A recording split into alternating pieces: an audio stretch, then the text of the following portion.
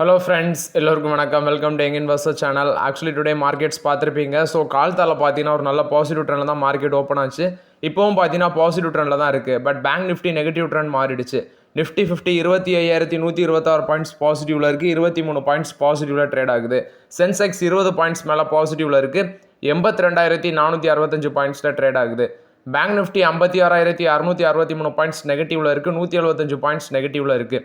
Kotak Mahindra bank, Axis bank, Canara bank இதெல்லாமே ஒரு flat பாசிட்டிவில் இருக்குது. Bank of Baroda, state bank of India, federal bank, AU small finance bank, Punjab national bank, HDFC bank, ICICI bank, IDFC first bank இதெல்லாமே பார்த்தீங்கன்னா flat நெகட்டிவில் இருக்குது. Bank நிஃப்டியும் காலத்தால் நல்ல ஒரு பாசிட்டிவ் ட்ரெண்டில் தான் இருந்துச்சு. பட் ஆஃப்டர்நூனுக்கு அப்புறம் பார்த்தீங்கன்னா ஒரு நெகட்டிவ் ட்ரெண்ட் மாறி இருக்குது. ஸோ என்னோட போர்ட்ஃபோலியோ இன்றைக்கி 1% மேலே பாசிட்டிவில் இருக்குது. கண்டினியூஸாக பார்த்தீங்கன்னா நம்மளோட போர்ட்ஃபோலியோ நல்ல ஒரு பெர்ஃபார்மன்ஸ் கொடுத்துட்டு இருக்குது. பட் மேபி ஒரு நெகட்டிவ் நியூஸ் வந்துச்சுன்னா டவுன் போகலாம். அதனால ரொம்பவே கேர்ஃபுல்லாக இருங்க மார்க்கெட்டில். நெக்ஸ்ட்டு பார்த்தீங்கன்னா Manappuram finance, Muthoot finance, IIFL finance, L and T finance, Shriram finance இந்த மாதிரி கம்பெனிஸ் எல்லாம் மார்க்கெட்டில் கண்டினியூஸ் பெர்ஃபார்மன்ஸ், பாசிட்டிவ் பெர்ஃபார்மன்ஸில் தான் இருக்குது. இதில் ஒன்று நம்ம ஃபோக்கஸ் பண்ணுறது மணப்புரம் ஃபினான்ஸு. ஆக்சுவலி இது வந்து பார்த்தீங்கன்னா இன்றைக்கும் ஒரு ஃப்ரெஷ் 50 ஹை டச் பண்ணியிருக்குது. 274 ரூபா போனாங்க. கடைசியில் இப்போ 265 ரூபாவில் ட்ரேட் ஆகிட்டு இருக்கு. நான் பார்க்கும்போது ஒரு ஃப்ளாட் பாசிட்டிவ் ட்ரெண்டில் இருக்கிறாங்க மணப்புரம் ஃபினான்ஸு. பட் என்னோட கணிப்பு என்னென்னா சீக்கிரம் இது 300 டச் பண்ணிடும் போல் இருக்குது. பட் நம்ம ஆப்பர்ச்சுனிட்டி எக்ஸ்பெக்ட் பண்ணிகிட்டு இருக்கிறோம். மேபி எகைன் ஒரு 200 அது கீழே போகுதான்னு பார்க்கலாம். இல்லைனா வெயிட் பண்ணுங்கள் மணப்புரம் ஃபினான்ஸில். இப்படி தான் பார்த்தீங்கன்னா ஃபஸ்ட்டும் ஒரு 200 பிரேக் பண்ணி மேலே வந்துச்சு. எகெயின் வந்து அவங்களோட சப்சிடரியில் ஒரு நெகட்டிவ் அப்டேட் வந்தோன்னே, ஆசீர்வாதில் ஒரு நெகட்டிவ் அப்டேட் வந்தோன்னே பொத்துன்னு 138 போச்சு.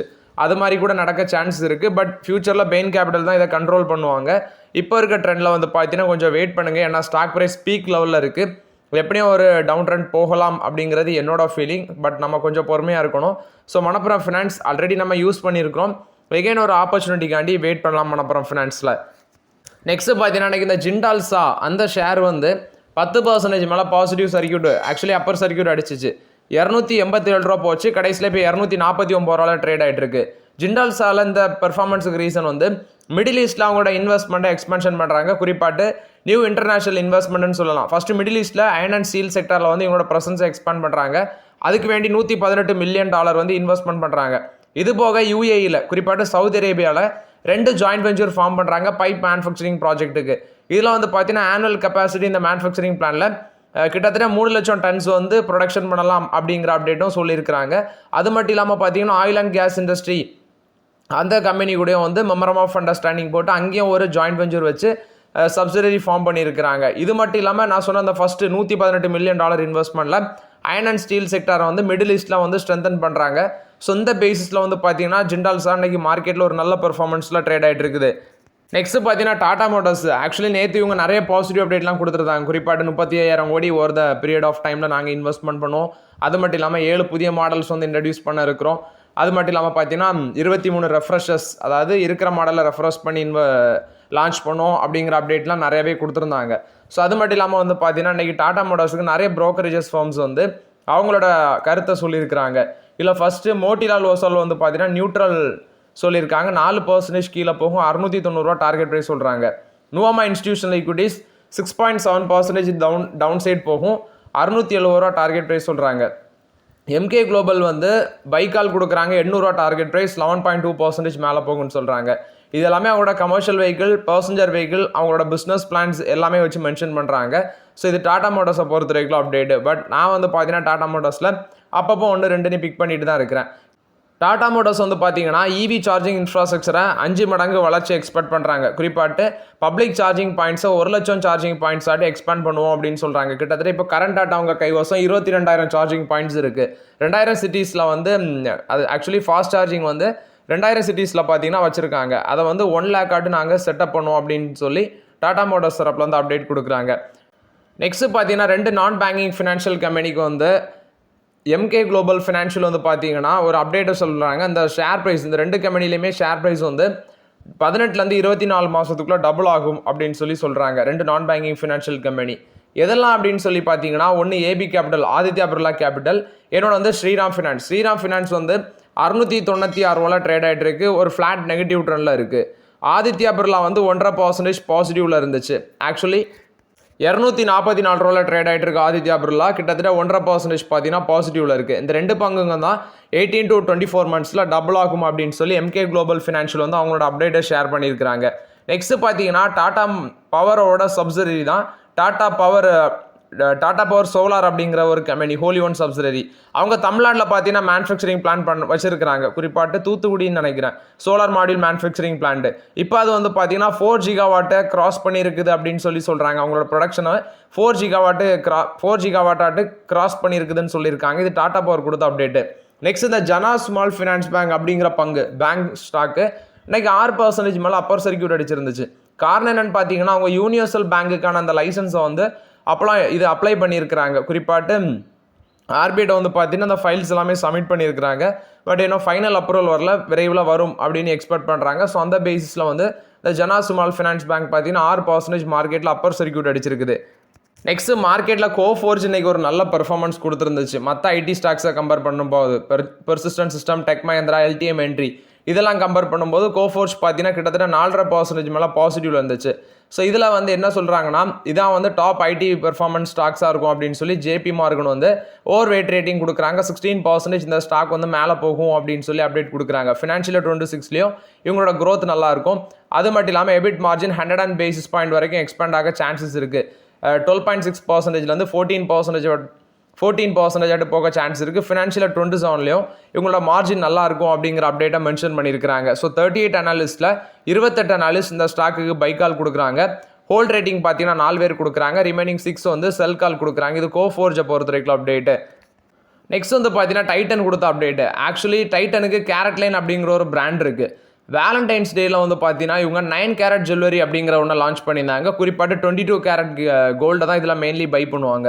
ஸோ இது வந்து பார்த்தீங்கன்னா டைட்டனோட கேரட் லைன் வந்து 40 புதிய ஸ்டோர் நாங்கள் ஓப்பன் பண்ண போகிறோம்னு சொல்லியிருக்கிறாங்க. இப்போ கல்யாண் ஜுவல்லர்ஸுக்கு கேண்டீர் அப்படிங்கிற ஒரு பிராண்டு உண்டு. ஸோ இது கேரட் ஜுவல்லரி வந்து பார்த்தீங்கன்னா ஃபுல் அண்ட் ஃபுல் வந்து யங் இந்தியன்ஸை ஃபோக்கஸ் பண்ணி தான் இதோட பிஸ்னஸ் இருக்குது. இப்போ புதுசாட்டு 40 ஸ்டோர் ஓப்பன் பண்ண போகிறதாட்டு சொல்கிறாங்க.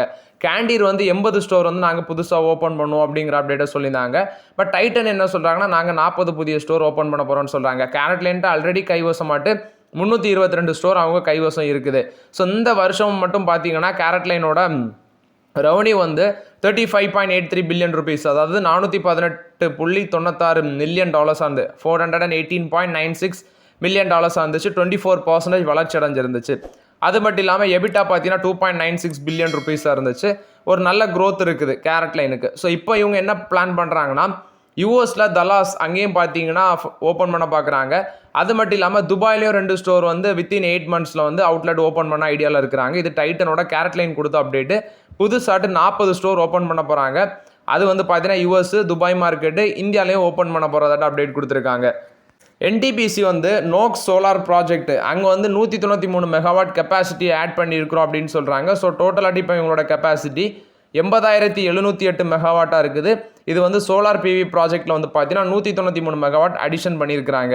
அது மட்டும் இல்லாமல் எஸ்சி ஃபார் ஆல் அப்படிங்கிற ஒரு கம்பெனியோடையும் பார்த்தீங்கன்னா இவங்க டைப் பண்ணியிருக்கிறாங்க. எனர்ஜி டிரான்சிஷன் ரோட் மேப்புக்கு வேண்டி என்டிபிசி உங்களுக்கு கூட வந்து டைப் பண்ணியிருக்காங்க. இது என்டிபிசியை பொறுத்த வரைக்கும் ஓவரால் அப்டேட்ஸு 14 வருஷத்தில், அதாவது ஃபஸ்ட் டைம் இன் 14 years வந்து பார்த்தீங்கன்னா பிஎஸ்சி பேங்க் வந்து லோன் குரோத்தில் ஒரு ப்ரைவேட் பேங்கை பீட் பண்ணியிருக்கிறது. அது எப்படின்னு பார்க்கும்போது ஃபஸ்ட்டு அந்த சார்ட்டை நான் உங்கள்கிட்ட காமிச்சிடுறேன். ஸோ இப்போ வந்து பார்த்தீங்கன்னா ஐசிசிஐ பேங்க் ப்ரைவேட் செக்டாரில் எடுத்துக்கோங்க, பப்ளிக் செக்டாரில் எஸ்பிஐ பேங்க். ஸோ இப்போ கார்பரேட் லோன்ஸ் வந்து பார்த்தீங்கன்னா 10% ஆவரேஜாக இருக்குது 5 PSBயில். SBI, bank of Baroda, PNB bank இதை கம்பேர் பண்ணும்போது 10% ஆவரேஜ் க்ரோத் இருக்குது. அதே கார்பரேட் லோன் வந்து ப்ரைவேட் செக்டாரில் எடுத்து பார்த்தீங்கன்னா 4% கீழே தான் இருக்குது அப்படின்னு சொல்கிறாங்க. ICICI bank, Axis bank, HDFC bank எடுத்து பார்க்கும்போது ரீட்டைல் லோன்ஸ் வந்து 22%, பப்ளிக் செக்டார் பேங்க்கில் ஆவரேஜ் க்ரோத் இருக்குது. மார்க்கெட் ஷேர் 53.5% இருக்குது டோட்டல் கிரெடிட்டில். அது ரீட்டைல் லோன்ஸுங்க 12% கீழே தான் இருக்குது ப்ரைவேட் செக்டாரில். Market share 4 to 6.5% of total credit அப்படின்னு சொல்லியிருக்கிறாங்க. So first time in 14 years வந்து பார்த்தீங்கன்னா ப்ரைவேட் செக்டார் பேங்கை கம்பேர் பண்ணும்போது பிஎஸ்சி பேங்க் நல்லா பெர்ஃபார்மன்ஸ் பண்ணியிருக்காங்க லோன் க்ரோத்தில். நெக்ஸ்ட் பார்த்தீங்கன்னா மேக் இன் இந்தியா அப்படிங்கிற கான்செப்டில் டிஃபென்ஸ் செக்டாருக்கு நம்மளோட டிஃபென்ஸ் மினிஸ்ட்ரி நிறைய ப்ராஜெக்ட்ஸ் கொடுத்துருக்காங்க. குறிப்பாக நிறைய ஆர்டர்ஸ் கொடுத்துருக்காங்க. இதில் டிஆர்டிஓ வந்து நிறைய கம்பெனிஸுக்கு லைசன்ஸும் கொடுத்துருக்காங்க. Bharat Electronics, BML, Bharat Forge, Tata Advance Systems, இது மாதிரி கம்பெனிஸ் கிட்டத்தட்ட 9 கம்பெனிஸுக்கு வந்து பார்த்தீங்கன்னா லைசன்ஸோட இதில் first Bharat Electronics chemical, biological, radiological, nuclear அப்படி நிறைய இது கொடுத்துருக்காங்க. அதில் எல்லாமே லைசன்ஸ் கொடுத்துருக்காங்க. பாரத் ஃபோர்ஜுக்கும் ஹெவி ஃபயர் பவர் அதில் பார்த்தீங்கன்னா லைசன்ஸ் கொடுத்துருக்காங்க DRDO மூலமாட்டு. Metal tech motor bodies, BML Tata International Vehicles and to அதருக்கு வந்து 7 ton trailer, Arjun MK1A main battle tank அது வந்து பார்த்தீங்கன்னா பண்ணியிருக்காங்க. இது BMLக்கு லைசன்ஸும் பண்ணியிருக்காங்க. பாரத் எலக்ட்ரானிக்ஸுக்கும் கொடுத்துருக்காங்க. Modular shelter, mobile shelter, vehicle mounted இதுக்கு எல்லாமே லைசன்ஸ் கொடுத்துருக்காங்க. டாடா அட்வான்ஸ் சிஸ்டத்துக்கு வந்து வஜ்ரா ரியாட் கண்ட்ரோல் வெஹிக்கிள்ஸ், நான் அர்மோட் 7 டன் வெஹிக்கிள் இதுக்கு எல்லாமே பார்த்தீங்கன்னா லைசன்ஸ் கொடுத்துருக்காங்க. ஸோ அது மட்டும் இல்லாமல் வந்து பார்த்தீங்கன்னா BMLக்கு வந்து இந்த அட்வான்ஸ் காம்பேக்ட் வெஹிக்கிள்ஸ் வந்து இந்தியன் ஆர்மிக்கு மேனுஃபேக்சர் பண்ணுறதுக்கும் லைசன்ஸ் கொடுத்துருந்தாங்க. ஸோ DRDO கூட வந்து இவங்க BML வந்து லைசன்ஸ் அக்ரிமெண்ட் போட்டிருக்காங்க. UME, URV, Arjun MBT, tank transporter இதெல்லாமே மேனுஃபேக்சர் பண்ணுறதுக்கு இது செல்ஃப் ரிலையன்ஸை பேஸ் பண்ணி இந்தியன் டிஃபென்ஸ் மினிஸ்ட்ரி எடுத்து பார்த்தீங்கன்னா மேக் இன் இந்தியா அப்படிங்கிற கான்செப்டில் கொண்டு வராங்க. ஸோ இந்த மாதிரி கம்பெனிஸுக்கு எல்லாமே டிஃபென்ஸ் ப்ராஜெக்ட் ஆர்டர் கொடுத்துருக்காங்க. ரைட்ஸ் வந்து ஒரு லெட்டர் ஆஃப் அக்செப்டன்ஸ் வந்து குயனா பப்ளிக் ஒர்க்ஸ் மினிஸ்ட்ரிட்டு வந்து கிடச்சிருக்குது. $2.9 million ஒர்த் ஆஃப் ப்ராஜெக்ட் வந்து பார்த்தீங்கன்னா ரைட்ஸ் லிமிடெட் கிடச்சிருக்கு. இது ரைட்ஸ் லிமிடெட் கொடுத்த அப்டேட்டு. ப்ரீமியர் எனர்ஜியில் இன்றைக்கி ஒரு அப்டேட்டு 5.5% ஈக்விட்டி வந்து கைமாறி இருக்குது. 2629 கோடி. South Asia growth fund 2 holdings அவங்க தான் பார்த்தீங்கன்னா மேபி செல்லராக இருக்கலாம் அப்படிங்கிற அப்டேட்டை கொடுத்துருக்காங்க. கிட்டத்தட்ட 2629 கோடி ஒர்த் ஆஃப் ஈக்விட்டி வந்து கைமாறி இருக்குது. ஹிந்துஸ்தான் ஜிங்கோட CEO என்ன எக்ஸ்பெக்ட் பண்ணுறாருன்னா 30% ரெவன்யூ வந்து அவங்களுக்கு 5 இயர்ஸில் ரேர் எர்த் மினரல்ஸ்லேருந்து வரும் அப்படின்னு சொல்லி ஹிந்துஸ்தான் ஜிங்கோட CEO வந்து பார்த்தீங்கன்னா எக்ஸ்பெக்ட் பண்ணுறாங்க. ஃபிஜிட்சு ஜென்ரல் இவங்க வந்து பவர் மாடியூல் பிஸ்னஸை வந்து பார்த்தீங்கன்னா LNTக்கு வந்து டைவர்ஸ் பண்ண போகிறாங்க. அதாவது இவங்களோட பவர் மாடியூல் பிஸ்னஸை டைவர்ஸ் பண்ணுறாங்க. LNT செமிகண்டக்டர் தான் அதை வாங்குறாங்க போல். $12.8 million LNT செமிகண்டக்டர் பார்த்தீங்கன்னா அதை வாங்குறாங்க. கிட்டத்தட்ட 2 பில்லியன் யென்னுக்கு வந்து டைல்யூட் பண்ணுறாங்க. அதை வாங்குறது LNT semiconductor technologies.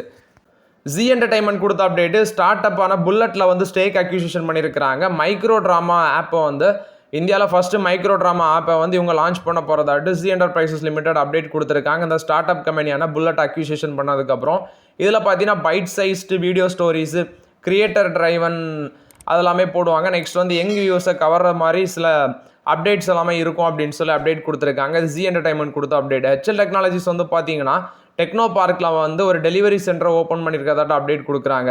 Suzlon எனர்ஜியில் black deal நடந்துச்சு. ஸோ அதில் பிளாக் டீலில் அதாவது வாங்கினது யாருன்னு பார்த்தீங்கன்னா கிட்டத்தட்ட Aditya Birla Sun life mutual fund, ASK absolute return fund, Bajaj alliance life insurance, Bandhan mutual funds, Edelweiss mutual fund, future general India இந்த மாதிரி மியூச்சுவல் ஃபண்ட் கம்பெனிஸ் எல்லாமே பார்த்தீங்கன்னா அதை வாங்கி குமிச்சிருக்காங்க. ஸோ இவங்க தான் இந்த மியூச்சுவல் ஃபண்ட்ஸ் எல்லாமே தான் அதை வாங்கியிருக்கிறாங்க. நெக்ஸ்ட் கிராசிம் இண்டஸ்ட்ரீஸ் இன்னைக்கு மார்க்கெட்டில் ஒரு 4% அப்பர் சர்க்யூட் அடிச்சிருந்து. மார்கன் ஸ்டான்லி வந்து அப்கிரேட் பண்ணியிருக்காங்க. 29% இந்த பங்கு வந்து மேலே போகும்னு சொல்கிறாங்க. 3500 பார்த்தீங்கன்னா டார்கெட் ப்ரைஸ் சொல்லியிருக்காங்க. அதனால தான் இன்னைக்கு கிராசிம் இண்டஸ்ட்ரீஸ் வந்து ஒரு பாசிட்டிவ் ட்ரெண்டில் இருந்துச்சு மார்க்கெட்டில்.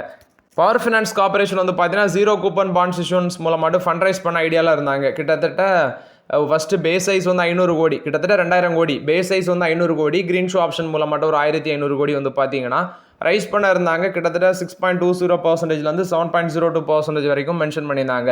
இப்போ வந்து பார்த்தீங்கன்னா அந்த 0 கூப்பன் பாண்ட் இஷ்யூன்ஸை வந்து வித்ரா பண்ணியிருக்கிறாங்க. So for the second time over the month வந்து இதை வித்ரா பண்ணியிருக்காங்க. ஏன்னா இன்வெஸ்டர்ஸோட டிமாண்ட் வந்து வீக்காக இருந்ததுனால வித்ரா பண்ணுறதாட்டு பவர் ஃபினான்ஸ் கார்பரேஷன் சொல்லியிருக்காங்க.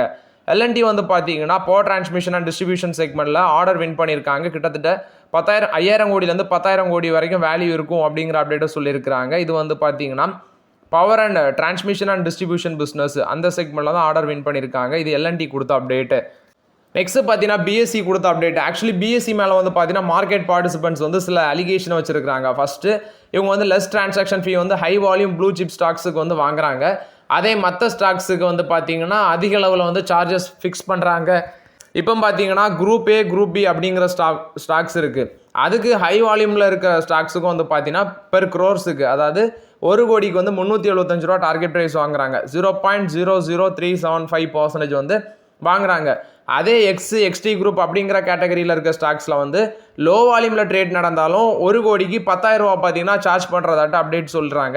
இது வந்து அலிகேஷனாட்டே மார்க்கெட் பார்ட்டிசிபென்ட்ஸ் வைக்கிறாங்க. பட் BSE தரப்பில் வந்து விளக்கம் கொடுக்குறாங்க. அதாவது இந்த லிக்விடிட்டி ஸ்டாக்ஸ், லெஸர் லிக்விடிட்டி ஸ்டாக்ஸில் வந்து ட்ரேடிங்கை கண்ட்ரோல் பண்ணுறதுக்கு வேண்டி தான் நாங்கள் இதை பண்ணுறோம் அப்படின்னு சொல்லி அவங்க அந்த அலிகேஷனை பார்த்தீங்கன்னா டினை பண்ணுறாங்க. இது வந்து BSEயில் வந்து அப்டேட்டு. ஒன்சோர்ஸ் ஸ்பெஷாலிட்டி ஃபார்மால் வந்து அப்டேட்டு. ஆக்சுவலி பெங்களூரில் வந்து பார்த்தீங்கன்னா உங்களோட ஃபெசிலிட்டியில் மார்ச் 20லேருந்து 28 வரைக்கும் யூஎஸ்எஃப்டி இன்ஸ்பெக்ஷன் பண்ணியிருக்காங்க. ஸோ அங்கே வந்து கண்டினியூட் காம்ப்ளியன்ஸ் நடந்திருக்கு. குறிப்பாட்டு ஃபார்ம் 483 4 அப்சர்வேஷன் இஷ்யூ பண்ணிட்டு போயிருக்காங்க. பட் அது எல்லாமே நாங்கள் ஃபிக்ஸ் பண்ணியிருக்கிறோம்னு சொல்லி அப்டேட் சொல்கிறாங்க. பாலிகாப் இந்தியா வந்து ₹35 டிவிடன் அனௌன்ஸ்மெண்ட் பண்ணியிருந்தாங்க. ஸோ அதுக்கான ரெக்கார்ட் டேட் ஜூன் 24 அப்படின்னு சொல்லியிருக்காங்க. இது பாலிகாப் இந்தியா கொடுத்த அப்டேட்டு. கிளென்மார்க் ஃபார்மா வந்து பார்த்தீங்கன்னா DCGA வந்து அப்ரூவல் கொடுத்துருக்காங்க அவங்களோட ஒரு ப்ரூக்கின்ஸா அப்படிங்கிற ஒரு ட்ரக்குக்கு. இது வந்து பார்த்தீங்கன்னா ஹெமட்டாலஜிக்கல் மேக்லிகான்சிஸ் அதை ட்ரீட்மெண்ட்டுக்கு யூஸ் பண்ண முடியுதுன்னு சொல்லியிருக்காங்க. இது வந்து கிளென்மார்க் ஃபார்மா கொடுத்த update. So okay friends, actually இந்த வீடியோவில் சில இம்பார்ட்டன்ட் அப்டேட்ஸ் எல்லாமே டிஸ்கஸ் பண்ணோம். இந்த வீடியோ உங்களுக்கு பயனுள்ளதாக இருந்துச்சுன்னா லைக் பண்ணுங்கள், சப்ஸ்கிரைப் பண்ணுங்கள், கமெண்ட் பண்ணுங்கள். Okay friends, thank you.